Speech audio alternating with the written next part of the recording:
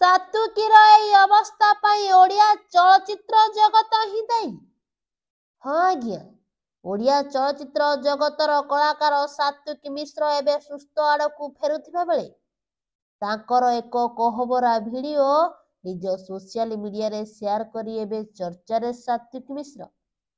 ଯୋଉ ଭିଡିଓକୁ ଦେଖି ଏବେ ଲୋକେ କହୁଛନ୍ତି କାଳେ ଖାଲି ସାତ୍ୱିକ ମିଶ୍ର ନୁହେଁ, ଓଡ଼ିଆ ଚଳଚ୍ଚିତ୍ର ଜଗତରେ ଏମିତି ଅନେକ କଳାକାର ଅଛନ୍ତି। हेलो, जय जगन्नाथ। गोटे भाई हिसाब से गोटे सांग हिसाब से गोटे मनीष हिसाब से मुझे गोटे अनुरोध करी मो अनुरोध रक्षा करेंगे। किंतु सात्विक से सबको लोकों सामना को आनी हिरो पलटि जाइछंती। जदि आज सात्विकर यही अवस्था है तार कारण केवल ओडिया चलचित्र जगत